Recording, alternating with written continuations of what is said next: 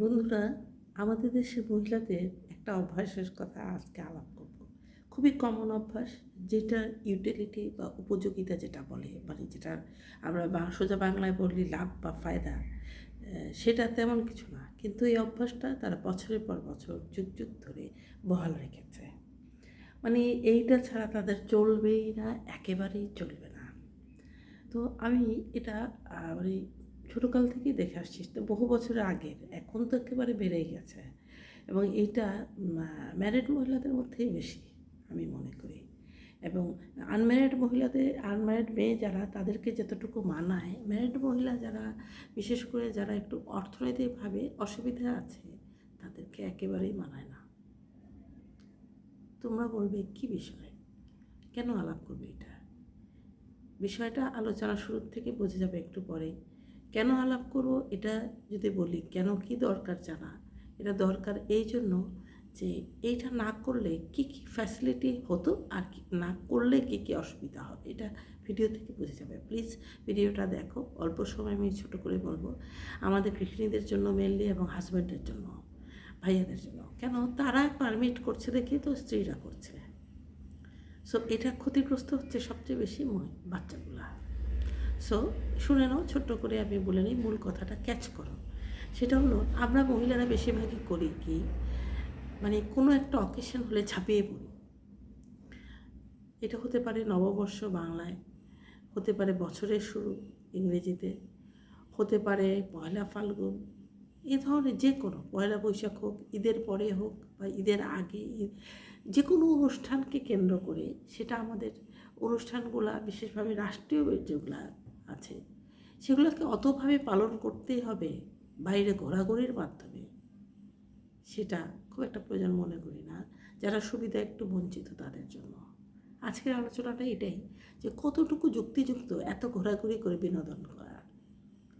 একটা ছোট উদাহরণ দিয়ে বলি, তাহলে ইন জেনারেল টোটাল ব্যাপারটা বুঝে যাবে কি বলতে চাচ্ছি, এখন কেন দরকার এটা জানা।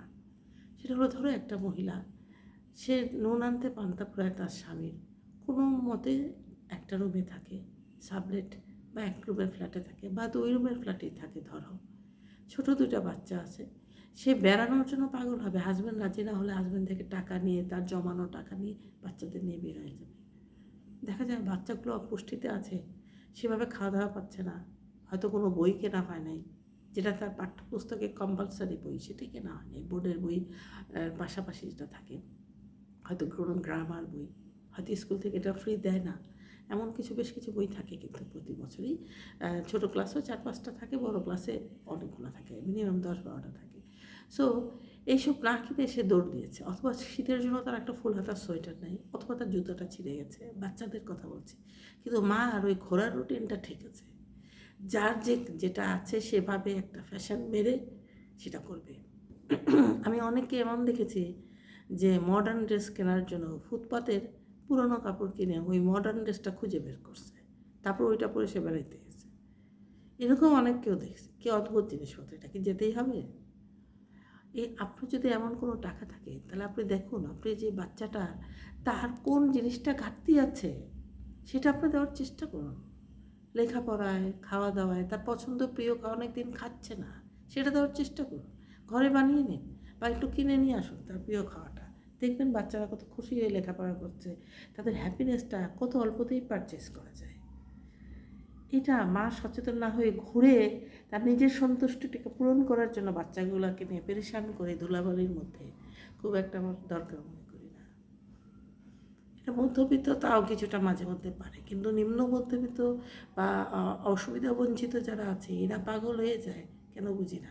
বেশিরভাগ এরাই বের হয়। দেখেন আপনি, ঈদের পরে আমি অবাক হয়ে যে, একটা ছোট্ট উদাহরণ বলে, আমি যেখানে থাকি তার পাশে একটা লেক আছে, সেই লেক ভিউ করার জন্য এত মানুষ আছে, লেকে এমন কিছু নাই। আমি একদিন গিয়ে আসছি, আমার কাছে মনে হয় না যেটা কিছু তেমন কিছু আছে, পাগল হয়ে গেছে সব, ঝাঁকে ঝাঁকে আসতেছে অটো ভাড়া খরচ করে। অটো ভাড়াতে উঠলেই 50 টাকা লাগে। আশ্চর্য বিষয়, একটু ভেবে দেখবেন বিষয়টা। আপনার নিজেরও তো অনেক কিছু চাহিদা থাকতে পারে, সেটাই পূরণ করুন না, করার না আপনি। আপনার হয়তো একটা ফাউন্ডেশন কেনা দরকার, একটু সেজে বের হন, দেখেন না হাজব্যান্ডের স্মাইলিং ফেস দেখবেন, সে বলবে দরকার নেই, কিন্তু যখন আপনাকে ভালো লাগছে সে খুশি হবে। তার একটা প্লিজড ইমপ্রেশন আপনি পাবেন।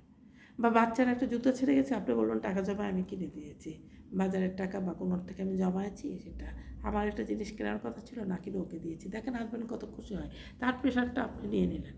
বা সংসারে একটা ছোট্ট বাটি কেনার দরকার, বাটিটা কিনতে পারছেন না, বাটিটার দাম 100 টাকা, সেটা কিনে নেন না আপনি। ছোটোখাটো অনেক জিনিস হয়তো হাজব্যান্ড পারলেও অনেক সময় অবহেলিত হয়, অনেক সময় পায় না, অনেক সময় টাকা আছে তাও ইচ্ছা করে কিনছে না, গুরুত্ব দিচ্ছে না, আপনি তো কিনে নেন না। সেটা ফ্যাসিলিটি পুরো পরিবার পাবে, বিশেষ করে আপনি আপনার সন্তান তো পাবেনই। তাহলে এই ঘোরাঘুরি বাদ দেন, কিছু জিনিস অপ্রয়োজনে বাদ দেন জীবনে, যেটা প্রয়োজন জীবনে সেটাকে ফোকাস করার চেষ্টা করুন। সন্তানকে সুন্দরভাবে মানুষ করতে হলে ছোটোখাটো বহু জিনিস স্যাক্রিফাইস করতে হয়। আপনি এটা জীবনের জন্য স্যাক্রিফাইস করতে বলছি না, কমিয়ে নিয়ে আসতে বলছি। যেটা খুবই দরকার একান্তই না সেটা করুন, কমিয়ে নিয়ে আসতে বলছি, একেবারে বাদ দিতে বলছি না ঘোরাফেরা। সো থিঙ্ক অ্যাবাউট ইট, একটু পুনর্বিবেচনা করুন কথাটা, দেখবেন অন্যরকম সংসারটার একটা হালত হয়েছে, সুরত হয়েছে। আর আপনাদের হাজব্যান্ডদের বলি, আপনারা এগুলো পারমিট করেন, আপনারা ছেড়ে রাখেন, মনে করি এটা বিরাট কিছু। ওদিকে বাচ্চা দেখা যায় ট্যাংট্যাঙা শরীরে দেখলেই বোঝা যায় যে কিছু ভালো কিছু একদম বছরে একবারও পড়ে না। তো একটু চেষ্টা করেন না বাবা, অনেক কম টাকার মধ্যেও কিন্তু খাওয়ানো যায়। যেটা আপনি পারছেন না প্রতি মাসে কিনে দিতে, ওটাকে আপনি 3 মাসে 6 মাসে পারেন না, কীভাবে পারবেন আপনি? আমার ওয়াইফকে তো আজে বাজে কাজে টাকা দিচ্ছেন। ঠিক পথে পরিচালিত করা বাবা মার পরে হাজব্যান্ডের কাছে। So do it please. এবং যে ভবিষ্যতের যে ছেলে সন্তানগুলো আছে, আপনার পরিবারে আপনার বংশ রক্ষা হবে, দেশ রক্ষা হবে, বিশ্বের জন্য একটা পার্ট এরা, এদেরকে সুন্দরভাবে সুশৃঙ্খলভাবে ভদ্র মার্জিতভাবে তৈরি করার চেষ্টা করুন। তাদের নিজেদের পরিচয় তৈরি করুন, যেটা তৈরি করার চেষ্টা করুন তাদের নিজের পরিচয়, যেটা আপনার থেকে আরও বেটার হয় যেন, সেটা করার চেষ্টা করুন। আপনি যেন একটু ক্লাস উপরে ওঠেন সেটা চেষ্টা করুন।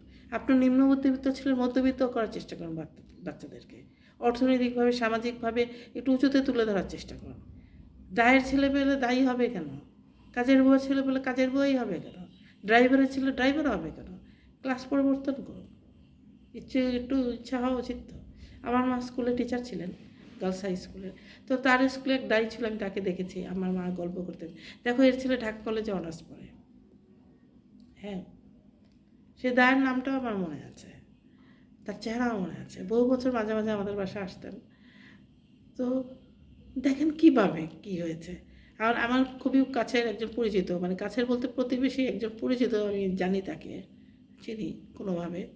সো সে একটা ছোট্ট রেস্টুরেন্ট দিয়েছে, হোটেল দিয়েছে তার হাজব্যান্ডের সাথে, ছেলে মেয়ে 3টাকেই পড়ালেখা বন্ধ করে হোটেলের অ্যাসিস্ট্যান্ট বানাইছে।